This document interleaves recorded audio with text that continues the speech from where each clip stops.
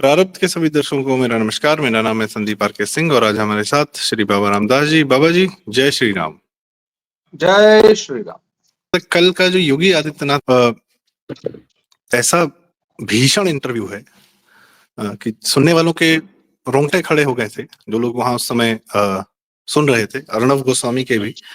और उसके बाद मैं आपसे बस ये जानना चाहता हूँ बाबा जी कि थोड़ा सा इतिहास में पहले चलते हैं। कल वाले जो इंटरव्यू में जो बाबा जी ने कई सारी बातें कही हैं, उसका कंटेक्स्ट तभी सेट हो पाएगा जब 2017 में योगी जी की जो छवि थी, योगी जी की जो इमेज थी, जो बाकी सारी दुनिया समझती थी, कह रहे बहुत तीखा बोलते हैं। ये हिंदू समाज की बात कर रहा हूँ, भाजपाइयों की बात कर रहा हूँ कि संभाल नहीं पाएंगे। बात ये उनके एडमिनिस्ट्रेशन पे नहीं थी, जो उनकी छवि बनाई गई थी उनके वक्तव्यों को लेकर बहुत सिलेक्टेड क्लिप्स आती थी।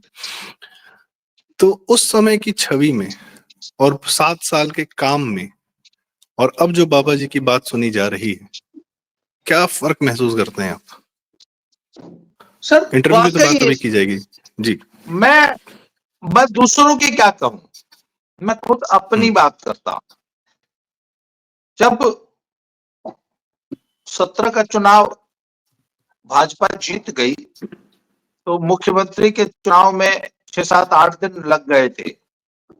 और जब मनोज सिन्हा का नाम चल पड़ा और फाइनल हो गया, और वो जब अपनी गाड़ी से फूलमाला लाद के जो है जब लखनऊ की तरफ चल पड़े थे, गाजीपुर से लखनऊ जा रहे थे, वी वर वेरी हैप्पी। हम लोग बहुत खुश थे। और मेरा ये पर्सनल मानना था कि Yogi ji could be loose can. Yogi ji संघ से नहीं आते, भाजपा के भी कोई बहुत ज्यादा, हालांकि 4 बार के सांसद जरूर थे, पर उनकी छवि जो बनी हुई थी समाज में, ऐसा लगता था कि वो मोदी और अमित शाह के यस मैन बन के रह नहीं पाएंगे। मोदी और अमित शाह को तो यस मैन चाहिए, योगी द लूज कैनन, ऐसे इस प्रकार की एक छवि बनी।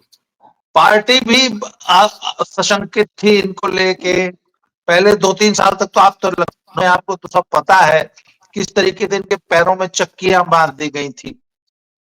वो एक आध गाय होती है ना, जो बहुत तेज चलने वाली, बहुत मरखनी टाइप की होती है, उसके गले में एक परमानेंट जो है एक लकड़ी का गोड़ा लटका देते हैं कि जिससे बहुत ज्यादा तेज चल ना पाए, उसके पैरों में वो टकराता है।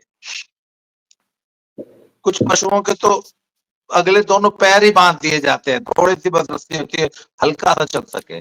तकरीबन 3 साल तक। सर पर हाथी को क्या बांध पाएंगे आप? शेर को कैसे बांध ले?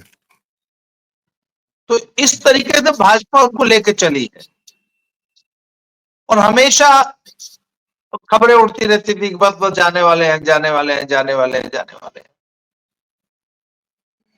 और सब जिस तरीके से योगी जी ने उत्तर प्रदेश जैसे जटिल राज्य, पॉलिटिकली भी बहुत जटिल है, सामाजिक रूप से भी बहुत जटिल है, हर लिहाज से अत्यधिक सेंसिटिव, अत्यधिक महत्वपूर्ण और बड़ा वॉलेटाइल बड़ा राज्य रहा है। रियली ऐसे राज्य को संभाल लेना, और न सिर्फ संभाल लेना, प्रगति के रास्ते पर आगे ले जाना, लॉ एंड ऑर्डर कंट्रोल करना, तो मूलभूत समस्या थी उसको बीमारू राज्य से एक डेवलप्ड स्टेट की तरफ क्या जबरदस्त उन्होंने राज्य का जो ट्रांसफॉर्मेशन हुआ है पिछले 7 सालों में, 8 सालों में, और आने वाले समय में जो दिख रहा है। कल मैं पढ़ रहा था 21 हवाई अड्डे ऑपरेशनल, दुनिया का 4था सबसे बड़ा हवाई अड्डा, इंटरनेशनल एयरपोर्ट यूपी में आ रहा है। तो मैं आपको एक बात बताऊं, यूपी का पोटेंशियल क्या है। आपको पता है आजमगढ़ से मुंबई की कितनी फ्लाइट्स हैं रोज? सर जितनी भी होंगी भरी हुई होंगी। एनी आइडिया कितनी होनी चाहिए? 2 डेली, 1-2 पर्याप्त होंगे अगर डायरेक्ट है तो। सर 1 दर्जन तो ज्यादा है। डेली? हाँ डेली। ये मैं खाली मुंबई की बात कर रहा हूँ। से लोग आ रहे हैं या जा रहे हैं? माफिया लोग पलायन कर रहे हैं क्या? अब देख लीजिए आप। और एक बात बताऊं आपको, जी। उत्तर प्रदेश के प्रत्येक जिले में ये पोटेंशियल है। गाजीपुर का भी एयरपोर्ट आप बना दीजिए, ऐसे ही फ्लाइटें दिल्ली, कलकत्ता, मुंबई और बेंगलोर और पूना भर के चलेंगी।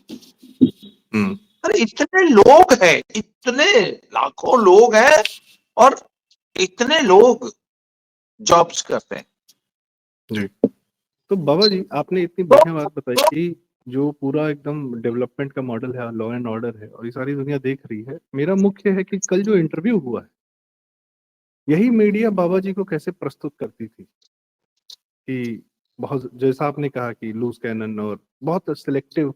डेली जाके बैठती तो थी नहीं गोरखपुर में, जो इनका जनता दरबार होता तो वो तो देखती नहीं थी, छिपाती थी ये क्या करते हैं। मुख्तार और बाकी सबसे इनकी कैसी मतलब कैसे इन्होंने लोहा लिया सबसे, और सत्ता में न रहने के बावजूद भी। आज वही मीडिया और वही जनता आनंदमय होकर इनको सुनते हैं। ऐसा लगता है प्रवचन नहीं दे रहे हैं बाबा जी, योगी जी, पर जो वो बातें कह रहे हैं ऐसा लगता है जैसे हमारे भीतर की कोई बहुत अंदर की आत्मा को छू कर वो बातें कह रहे हैं। काम तो कर ही रहे, बहुत सारे मुख्यमंत्री लोग काम कर रहे हैं, डेवलपमेंट कर रहे हैं, लॉ एंड ऑर्डर ठीक कर रहे हैं, अपने यहाँ से मदरसे बंद कर रहे हैं, बहुत कुछ कह रहे हैं। पर जो योगी जी के वक्तव्य, सबसे पहला जो वक्तव्य इन्होंने दिया, जब पूछा गया कि कई लोग जब कहते हैं कि पुराने घाव जो हैं अब उन पर मरहम करिए और उनको छोड़ दीजिए और पुरानी बातें मत करिए, संभल मत खोदिए या कुछ भी मत खोदिए, तो इस पर उन्होंने जो कहा है कि पुराना घाव जो है कैंसर हो जाता है। तो कैंसर शब्द का इस्तेमाल करना, वो भी भारत के एक तंत्र के लिए जिसने वोट बैंक के रूप में एक साथ अपने आप को स्थापित करके भारत को भ्रष्टाचारी नेताओं और अराजक नेताओं के अलावा कुछ नहीं दिया, कि बीमारी को बाबा जी बहुत अच्छे से समझते हैं क्या? कैसे समझते हैं, कैसे ये बात वो कह पाते? बाबा जी, योगी जी क्या हम लोग की अंतरात्मा की आवाज की बात कर रहे हैं क्या? नहीं, योगी जी अपने इलेक्टोरेट की बात को समझ रहे हैं। हमारे योगी जी की सबसे बड़ी क्वालिटी है कि वो जो उनका जो कोर वोटर है और भारत का बृहद हिंदू समाज जो 100 करोड़ हिंदू है ना, वो उसकी बात को, उसके दिल में क्या चल रहा है उसको समझ रहे हैं और उन इश्यूज को एड्रेस कर रहे हैं। मुझे कल के वक्तव्य में सबसे इम्पोर्टेंट, कल उन्होंने 3-4 मेन बातें कह दी। जी सर, तो सुनते कहा कि सनातन हमेशा सर्वोच्च शिखर पे ही था, उसे लाना नहीं है, मैं वो सर्वोच्च शिखर पे ही है। दूसरे, उन्होंने देव दानव सुर असुर संग्राम की बात एकदम क्लियरली स्पष्ट कर दी। There is a clear line which divide सुर एंड असुर्स। कौन सुर है, कौन असुर है, कौन देव है, कौन दानव है, ये लाइनें एकदम ड्रॉ हो चुकी हैं। अखिलेश यादव, राहुल गांधी, ममता बनर्जी या लालू प्रसाद जैसे लोग लाइन के उस पार खड़े हैं, ये हिंदू समाज को समझ लेना चाहिए। अखिलेश यादव और ओवैसी में कोई अंतर नहीं है। और इस बात को बृहद हिंदू समाज को एकदम क्लियरली दिल में बिठा लेना चाहिए।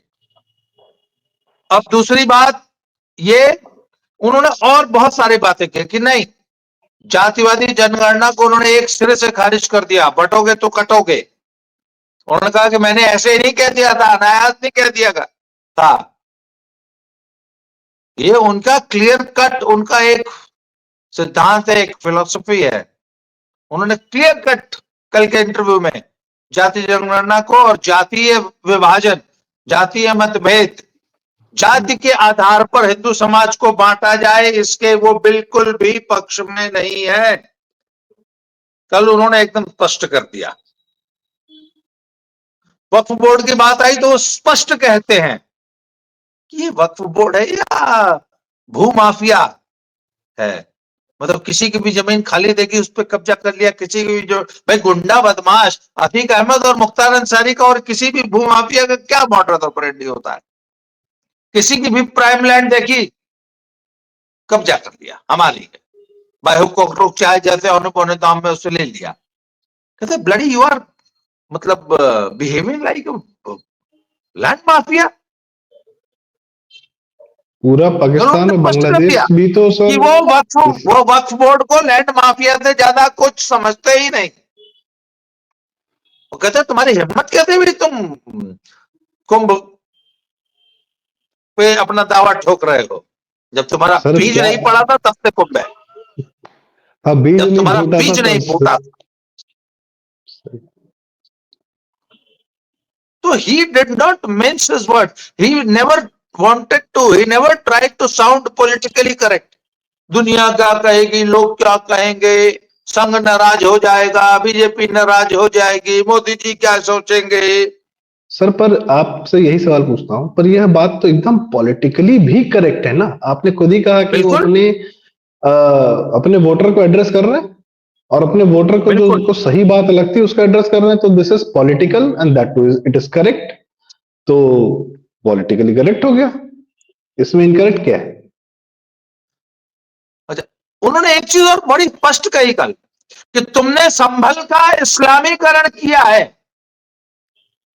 संभल में कल की अवतार होना है, ये तय है, और तुमने संभल पे पूरा कब्जा कर लिया, संभल का इस्लामीकरण किया। और हम संभल की, उन्होंने कहा है ना, एक एक इंच भूमि प्रदेश की एक एक इंच भूमि। सर उसकी शुरुआत संभल से ही होगी। मैं आज बता रहा हूं, हो चुकी है एक एक इंच भूमि। 47 का कुछ उन्होंने आधार वर्ष भी बनाया है कि तब क्या स्थिति थी वही वापस ली होगा, उसके बाद का कुछ वक्त मायने नहीं रखता, ऐसा भी कहा उन्होंने। फसली वर्ष जो है ना, वो शायद 1369 या वहां से शुरू होता है। वो अकबर के जमाने से टोडरमल ने जो वो किया था, तो टोडरमल ने मॉडर्न जो हमारा जो ये लैंड जो का पूरा रेवेन्यू सिस्टम है, it was we have adopted it from Todarmal. तो वो फसली कैलेंडर है, उसमें शायद 590 साल जोड़ देते हैं तो ये अंग्रेजी कैलेंडर हो जाता है। तो वो तब से उसको जोड़ रहे हैं 1949 से 1949 से कहते हैं हम तब से पूरा खतरा खतौनी पूरे प्रदेश का उन्होंने निकाल दिया। बोले कहां सरकारी भूमि और हमारे मठ मंदिर कुएं बावड़ियां हमारे हिंदू समाज की जो भूमि थी उसको खोज के निकालो और उसको बताओ उस पे किसका कब्जा है। हम सारे कब्जे छुड़ाएंगे, एक इंच भूमि वापस लेंगे। और सर मेरा एक पर्सनल वो है, भाई बंटवारा हुआ, तुमने कहा आपके साथ नहीं रह सकते, परिवार में बंटवारा हुआ, चाचू बोले हम आप कि बड़को हम तुम्हारे साथ नहीं रहेंगे, चाचू को जमीन बांट दी गई, तो जाओ यार, अपनी बकरी अपना बच्चा लेके जाओ, तुम्हारा बांट दिया है वहां जाओ। तो यहां पर भी तुम्हारा है वहां भी तुम्हारा है, ये कौन सा हुआ? जब तुमको पाकिस्तान दे दिया तो एक मिनी पाकिस्तान तुम्हारा यहां, भाई आपका बंटवारा हो गया ना, आपने उस बंटवारे को स्वीकार कर लिया, आपको ईस्ट पाकिस्तान वेस्ट पाकिस्तान मिला के दे दिया ना, फिर तुम साले इस घर में हमारे कर क्या रहे हो? अगर यहीं रहना था तो काहे का बंटवारा? ये एक लॉजिकल पॉइंट है कि नहीं, आप ये बताइए। सर अगर घर में रहना है तो घर वापसी करके रहो घर में।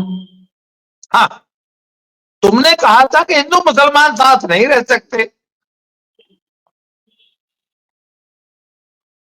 तो अगर तो मुसलमान बन के रहना है तो जाओ पाकिस्तान, साथ रहना है तो फिर तुम ही कहते हो हिंदू मुसलमान साथ नहीं रह सकते, इसलिए हिंदू बन के रहो। बाबा जी एक सवाल और पूछता हूँ। योगी जी ने इतनी सारी बातें कही, बहुत क्लियरली कही, आप लोगों ने अपने जीवन में देखा भी है ये सब। आप तो पूरा देश भी घूमे, मतलब उत्तर प्रदेश में रहे, पंजाब में रहे, सब आपने देखा। ये जो मुस्लिम वोट बैंक है, इसने देश को क्या दिया है सब, या किसी प्रदेश को इसने क्या दिया है? बहुत बड़ी राजनीतिक शक्ति थी मोदी जी के आने से पहले तक, तो इन्हीं का वीटो था, सब सब इन्हीं के आगे झुकते थे, इन्हीं के बनाने से नेता बनते थे। राजनीति फिल्म आई थी, उसमें रणबीर कपूर जब पार्टी तोड़ता है तो सबसे पहले मुस्लिम वोट बैंक के पास पहुंचता, कहता है इनका वोट बहुत जरूरी है। तो यह तो सदैव देखा गया, पर इसने सत्ता में आकर दिया क्या देश को? और इस बाबा जी सर, एनार्की, अराजकता के अलावा कुछ नहीं दिया। They want only and only anarchy in their society. ये एनार्की में ही फलते फूलते बढ़ते। इस गिरोह की सबसे बड़ी समस्या ही है। इस गिरोह के सर्वाइवल के लिए, इनको जिंदा रहने के लिए, इनको फलने फूलने ग्रो करने के लिए जहालत ही सबसे बड़ा प्रीरिक्विजिट है। जैसे किसी भी पौधे को, किसी बीज को प्रस्फुटित होने के लिए, जर्मिनेट होने के लिए, अंकुरित होने के लिए नमी, तापमान, वायु इत्यादि एक एटमॉस्फेयर चाहिए ना। उतनी नमी, अगर ज्यादा पानी हो जाएगा तो भी गल के मर जाएगा, सूखा होगा तो फूटेगा नहीं। तो एक कंड्यूसिव एटमॉस्फेयर चाहिए। तो इनके सरवाइव करने के लिए जो सबसे जरूरी एटमॉस्फेयर है वो है जहालत। तो हर सब चीज के बाद इनको जहालत जरूर चाहिए, और जहालत का दुनियावी पढ़ाई लिखाई से कोई संबंध नहीं है। हाँ, जहालत से है वो पीएचडी साइंटिस्ट न्यूक्लियर फिजिक्स और कुछ भी पढ़ लेंगे, डॉक्टरी, इंजीनियरिंग कुछ भी पढ़ लेंगे। जो इस्लामिक जहालत है वो उसका कोई तोड़ नहीं। तो बाबा जी जब ये घोषित हो गया है कि इन्होंने अराजकता के अलावा कुछ नहीं दिया है, तो आज जो मुस्लिम वोट बैंक का समर्थन कर रहे हैं या जो समर्थन लेकर आते हैं नेता, उन पर क्यों ये मान लिया जाए कि वो विकास करेंगे या समाज का ख्याल रखेंगे, जबकि उनका इतिहास भी ऐसा नहीं है, नहीं उनके वोट बैंक का ऐसा इतिहास है? नहीं, देखिए विडंबना यह है कि इनका समर्थन लेके जो लोग जीतते हैं वो भी इस बात को समझते हैं कि इनको ना विकास से कोई मतलब। इनकी सबसे बड़ी प्रॉब्लम पता है ना सर, कि जिस देश में रहते हैं उससे इनकी कोई एलिजेंस है नहीं। उस मिट्टी, मातृभूमि के साथ इनका कोई लगाव, जुड़ाव है ही नहीं। इनका एलिजेंस हमेशा मक्का मदीना से, भारत भूमि से इनको कोई मतलब ही नहीं है।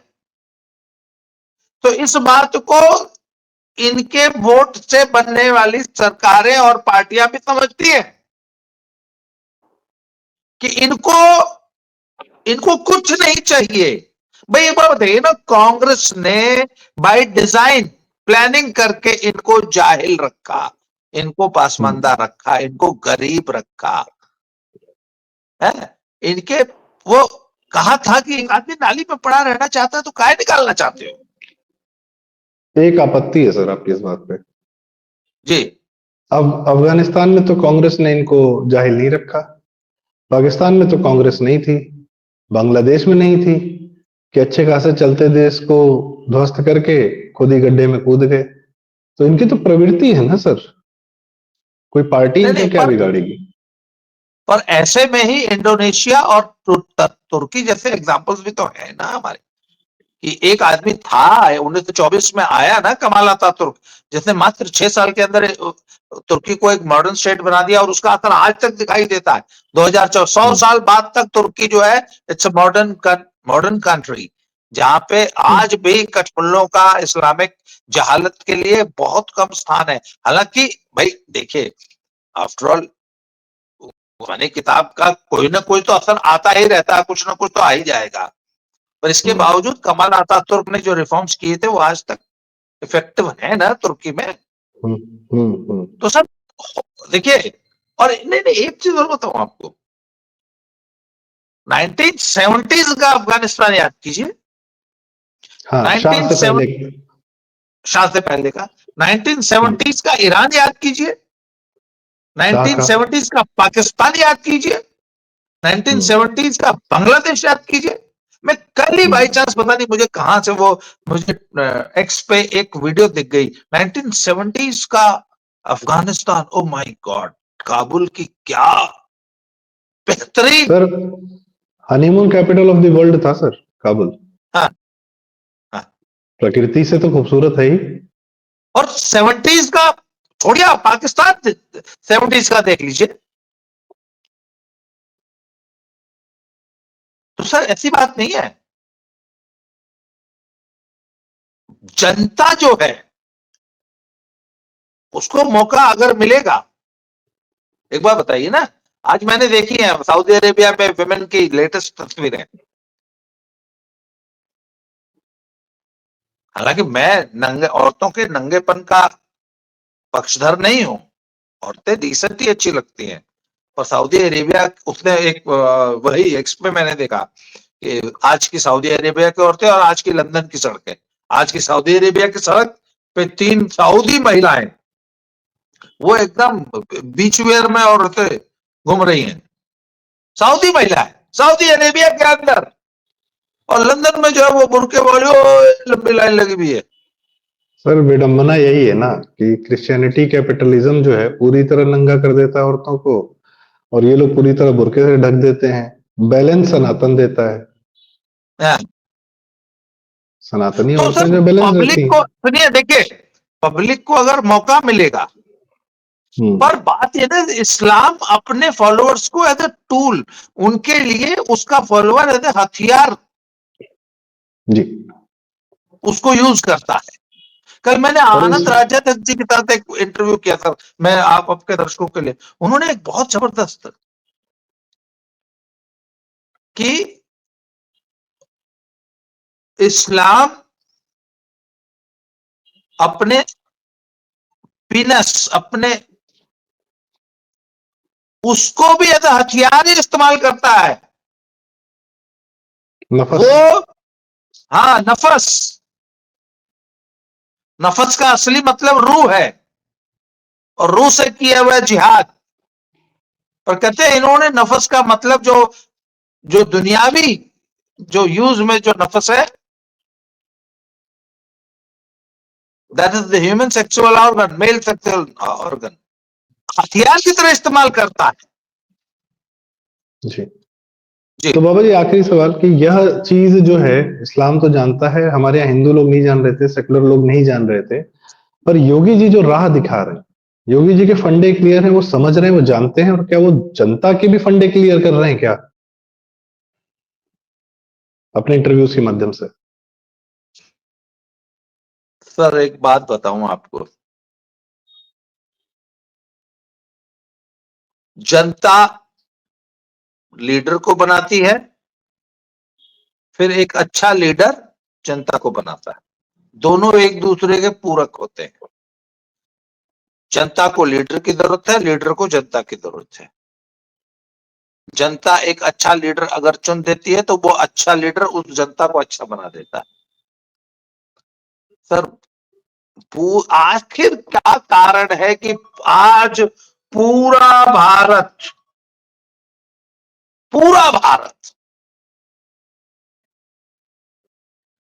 नॉन बीजेपी रूल्ड स्टेट्स भी, वो लोग जो बीजेपी को वोट नहीं देते वो भी, वो लोग जो मोदी को पसंद नहीं करते वो भी योगी के फैंस है। क्यों? इसका मतलब योगी की जो वो सोचने की जो फ्रीक्वेंसी है ना, उससे मैच करती है। योगी अंडरस्टैंड्स कि पब्लिक के दिल में क्या है, पब्लिक असल में चाहती क्या है। और सर अक्रॉस पीपल, मतलब गरीब हो, अमीर हो, या यंग हो या बूढ़े हो, सबको योगी एकदम समझ में आता है। अच्छा, मैं एक बात और बताऊं सर, मुझे कभी कभी पता सर। नहीं क्यों लगता है कि मुसलमानों में भी एक बहुत बड़ा वर्ग है, बहुत बड़ा वर्ग है, जो अंदर अंदर योगी को पसंद करने लगा है, और सर वहीं से घर वापसी का रास्ता निकलेगा, मैं आपको आज बता रहा हूं।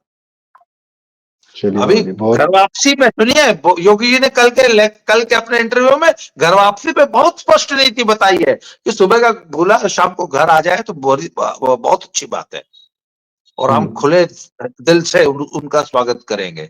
ठीक है, करेंगे, जरूर करेंगे। अगर अंतःकरण से मानकर हाँ वापस आता है, हाँ, अंतःकरण से। बिल्कुल बिल्कुल बिल्कुल बिल्कुल। जी। और सनातन की मर्यादाओं, सनातन की जो है वो हमारे प्रिंसिपल्स को फॉलो करके अगर एक आदमी घर वापसी करता है तो हम वी आर वेरी हैप्पी। सही। तो बाबा जी, समस्याओं पर भी बात हुई, समाधान पे भी बात हो रही है, और क्लियर कट एक होता है ना कि थॉट प्रोसेस भी दिख रहा है, प्लस प्रोसेस भी दिख रहा है कि हम किस दिशा में जा रहे हैं और हमारा नेतृत्व हमें किस दिशा में लेके जा रहा है। तो बड़ी सुखद अनुभूति है, सुनकर भी, जानकर भी, कि भविष्य उज्जवल भी है, पर इस भविष्य के उज्जवल होने से पहले एक विप्लव काल भी है। शायद इसीलिए सर्जरी शब्द का उपयोग किया गया है, और यह पुष्करदा हमेशा कहते रहते हैं। तो दर्शकों, बहुत बहुत धन्यवाद, आपने हमें सुना, बाबा जी की बातें सुनी, योगी जी के पर हमने चर्चा की, बड़ी जरूरी है, एक बढ़िया नेता मिला, उस पर हम खूब बात करेंगे और उनके हर बात पर बात करेंगे। बाबा जी बहुत बहुत धन्यवाद, आपने हमें समय दिया। धन्यवाद, नमस्कार बाबा जी, धन्यवाद, जय श्री राम। जय श्री राम।